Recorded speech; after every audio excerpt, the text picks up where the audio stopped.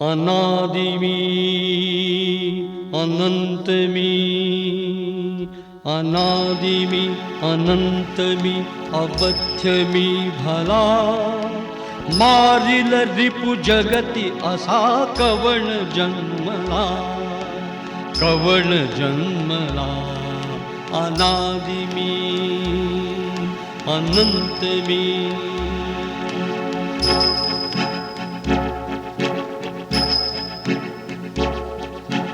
अट्टहास करित जई धर्म धारणी, मृत्युसीच गाठ घाल मी घुसे रणी। अग्नि जाळी मजसी ना खड्ग छेदितो, भिवुनी मला भ्याड मृत्यू पळत सुटतो। कुळारिपू तया स्वये, मृत्यूच्याची भीतीने भिवू मजसिये, भिवू मजसिये। अनादि में अनंत में, अनादि में अनंत में, अवध्य में भला मारिल रिपु जगति असा कवण जन्मला, कवण जन्मला। जय श्री राम। योगेश अनंत काले का सभी सुनने वालों को प्यार भरा नमस्कार। मित्रों, अगर मेरा कंटेंट आपको अच्छा लगता है तो लाइक करें, शेयर करें और सब्सक्राइब करें। हम देख रहे थे शिंदे, होळकर, गायकवाड़ और भोसले। भोसले, शिंदे आपको मैंने बता दिए। अब हमारे चौथे स्तंभ जो थे हिंदवी स्वराज्य के, उनका नाम था दमाजी गायकवाड़। अब ये दमाजी गायकवाड़ों का, जैसा मैंने कल आपको बताया, ये इनकी पूरी जो पीढ़ी है ना, ये बड़ा इंटरेस्टिंग कैरेक्टर था दमाजी गायकवाड़। म्हणजे आप इसको देशद्रोही बिल्कुल नहीं कह सकते, निष्ठावान, स्वामीनिष्ठ हिंदवी स्वराज्य का सैनिक बिल्कुल ये था। हाँ, स्वभाव के चलते दो चार बार इसने अपने से ज़्यादा, क्षमता से ज़्यादा ऊंची उड़ान भरने की कोशिश की महत्वाकांक्षा के चलते, लेकिन उसको नाना ने और बाजीराव ने ठीक कर दिया। मैं इसे बड़ा सामान्य मानता हूँ। मैं राष्ट्रीय योगदान हिंदवी स्वराज्य का अगर समग्र दृष्टि से हम उसका अभ्यास करें तो हमें पता चलता है कि हिंदवी स्वराज्य के राष्ट्रीय योगदान की दृष्टि से दमाजी को मैं निष्क्रिय मानता हूं। आगे वो सयाजी का योगदान तो सराहनीय है ही है, इसमें कोई दुमत नहीं है। अब हर एक व्यवस्था के, जैसे मैंने कहा था, फायदे भी है, नुकसान भी है। अब हमारी हिंदवी स्वराज्य की व्यवस्था देख लो आप, राज्य व्यवस्था, राज्य कारभार व्यवस्था टू बी प्रिसाइज। छत्रपति तो थे ही गद्दी पे, उसके बिल्कुल दो दूसरे पायदान पे प्रतिनिधि थे और पेशवा थे।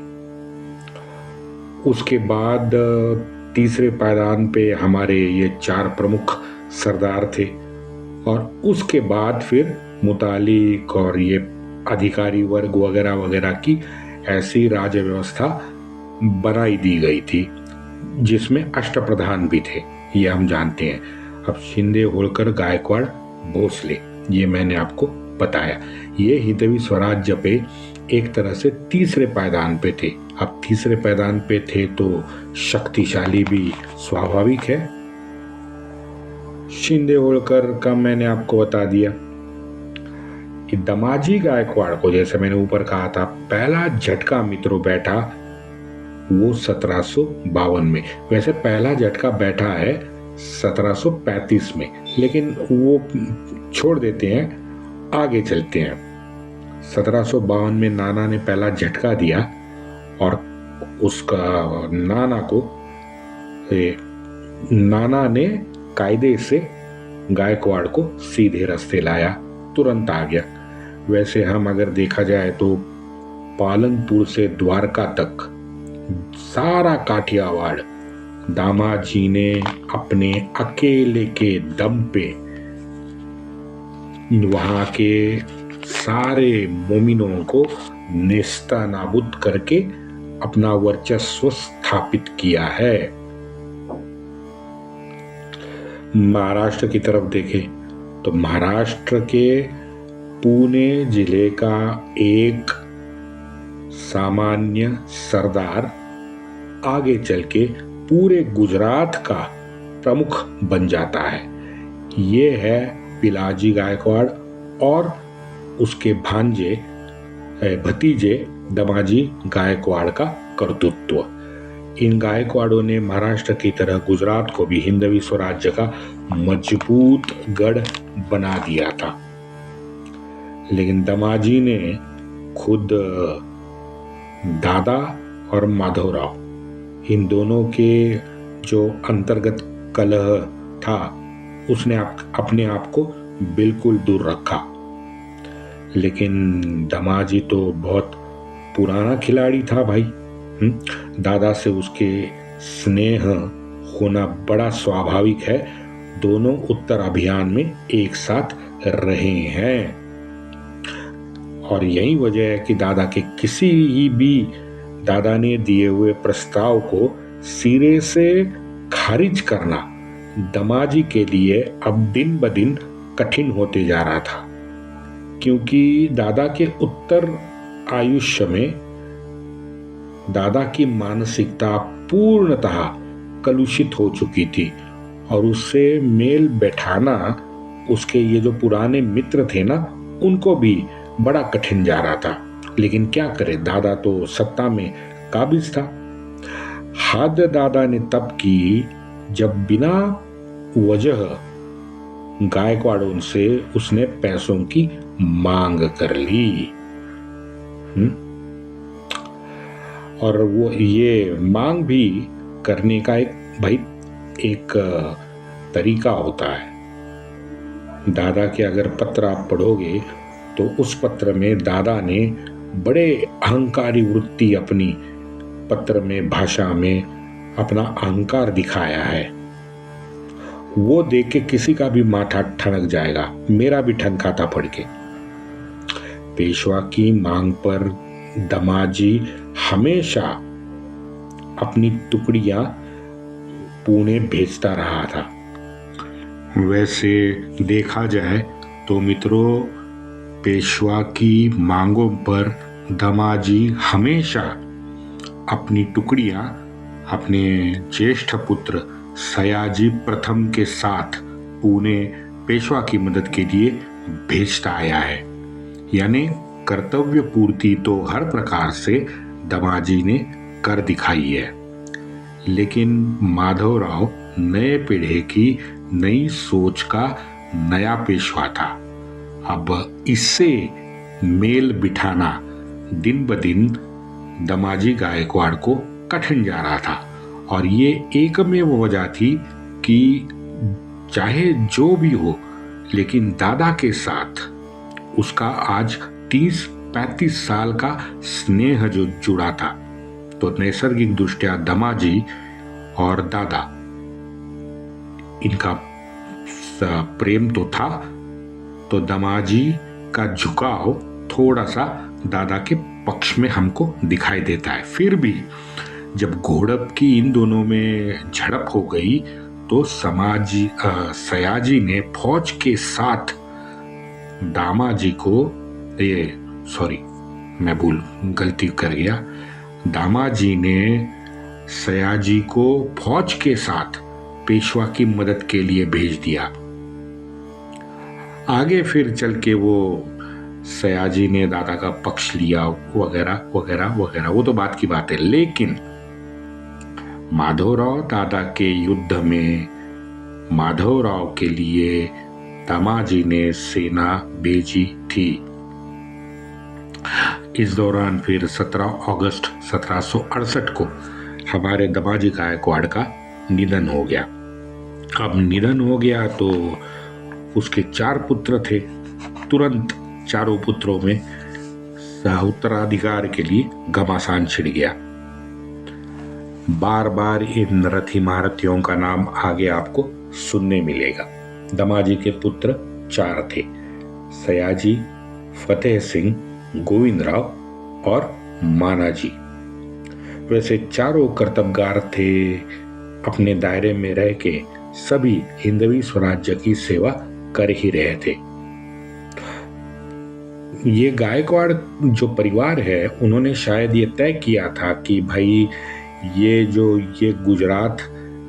गुजरात की सीमा है ये हमारी है, हम गुजरात तक ही अपने आप को सीमित रखेंगे, अन्य प्रदेश में ताक झाग कतई नहीं करेंगे। ये शायद उन्होंने गांठ बांध ली थी मन में।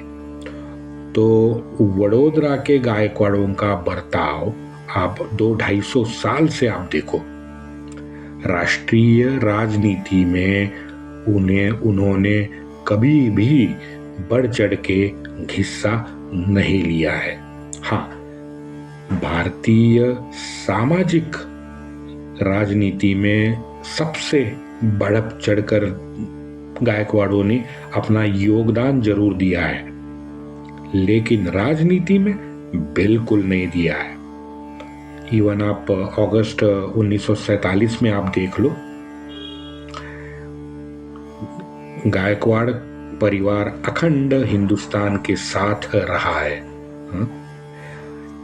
और ये उसके दूसरी बाजू देखो, हमारे 1.5-2 स्क्वायर किलोमीटर के चिरकूट चवन्नी छाप, उनका रुकाव देखा ना आपने? वो अलीगढ़ वाला, रामपुर वाला देखा है ना आपने? क्या औकात है यार इनकी, हाँ बताइए। हाँ, मुझे तो लगता है मित्रों, गायकवाड़ों को भारत के सभी जितने भी ये 563 संस्थानिक थे ना, उनका प्रतिनिधि गायकवाड़ों को होना चाहिए था। और ये प्रतिनिधि मंडल हमारे सरदार पटेल के सामने बैठता। ये सड़क छाप, चवन्नी छाप, इन लोगों को प्रतिनिधित्व दे दिया। शायद ये गायकवाड़ों को नहीं भाया, इसलिए वो वहां से अलिप्त रहे। खैर, दमाजी गायकवाड़ के निधन के बाद उसके जो 4 पुत्र थे, उनमें उत्तराधिकार का झगड़ा 6 महीने से ज्यादा चलता रहा। अब 6 महीने से ज्यादा वडोदरा में अशांति फैली तो यहाँ पुणे में माधवराव ने हंटर निकाल दिया। 21 दिसंबर 1768 को एक माधवराव ने पत्र फतेह सिंह गायकवाड़ को लिखा। माधवराव कहता है, आज 6 महीने से ज्यादा समय आपने लगा लिया है, तुरंत एक साथ चर्चा करके सभी मसलों का हल निपटाए, अन्यथा हस्तक्षेप करना पड़ेगा। यहाँ पुणे से सरकारी नौकर भेजे गए हैं। आप सभी चारों पुत्र वडोदरा के संस्थानों की चौकियां उन सरकारी नौकरों के हवाले कर दे और चारों तुरंत पुणे आ जाए। गोविंदराव यही है, न्याय संगत हल यहाँ बैठ के ही निकल पाएगा। दौलती में बखेड़ा करने की सोच आत्मघाती सिद्ध होगी। वाकडी गोष्ट कराल तर कोणत्याही प्रकारचा मुलाहिजा ठेवला जाणार नाही। आप सयाजीराव के साथ सत्वर निकले, आशा है पारिपत्य करने की नौबत नहीं आएगी। 2 टूक माधवराव ने उस फतेह सिंह को खड़का दिया। माधवराव ने स्थानिक सरकार रद्द बदल करके राष्ट्रपति शासन को तुरंत लगा लिया। आज के अनुसार 355 लगा के जो प्रादेशिक सरकार है उसको माधवराव ने बर्खास्त किया और राष्ट्रपति शासन लगा लिया। यहाँ पुणे से हमारे सरकारी अधिकारी आपा गणेश और उसके पुत्र तुरंत दोनों को वडोदरा जाके अधिकार लेने की आज्ञा कर दी। ये मित्रों फतेह सिंह वही है जिसने आगे 10-12 साल के बाद अंग्रेजों को अपने वडोदरा राज्य में खुल के प्रवेश दिया और अंग्रेजों का साथ दिया। इसे राष्ट्रद्रोही मैं नहीं कहूंगा, राजद्रोही जरूर कहूंगा, क्योंकि आगे 1948 तक ये पूरा गायकवाड़ परिवार, गायकवाड़ वंश अंग्रेजों के गले में रत्न जड़ित हार बन के बैठा था। बताइए, ये वही फतेह सिंह ने इसकी शुरुआत की थी। वो आपको पता है ना, जिनको अनुशासन से डर लगता है वो बड़े अतरंगी और बेमुरव्वत खोर लोग होते हैं। ये फतेह सिंह उन्हीं कैटेगरी में एक बंदा है। दमाजी ने अलग पद्धति से व्यवहार किया, उसके बावजूद हमने उस बार उन्हें दौलती फिर से बहाल कर दी थी। ये आप ना भूले। सयाजी को सेना करता और सबसे बड़े गोविंद राव को सेना खास खेल हमने बना के रखा है। आप दोनों उनके आज्ञा में रहे, ये न्याय संगत होगा। ये माधवराव आगे लिखता है। 24 दिसंबर 1768 को माधवराव ने यह निर्णय सुना दिया। फतेह सिंह बड़ा अस्वस्थ हुआ, स्वाभाविक है, लेकिन उस टाइम वो कुछ कर नहीं सकता था क्योंकि उसके हाथ कोई सत्ता ही नहीं थी। खैर, विद्वेष तो उसके मन में जरूर था। आगे फिर गंगाधर शास्त्री की हत्या करने तक उसका विद्वेष आगे बढ़ गया और फिर भी शांत नहीं हुआ। बताइए, लेकिन वो साम्राज्य को अगर हमें कायम रखना है तो ऐसे ये जो स्थानिक सोच वाले थोड़े से स्वार्थी लोग होते हैं ना, उनको जोड़ना भी भाई पड़ता है। क्योंकि इन्हें आप राष्ट्रद्रोही नहीं कह सकते। कोई ये हिम्मत नहीं कह सकता कि गायकवाड़ खानदान के कुछ लोग राष्ट्रद्रोही थे। नहीं, कभी भी नहीं रहे हैं।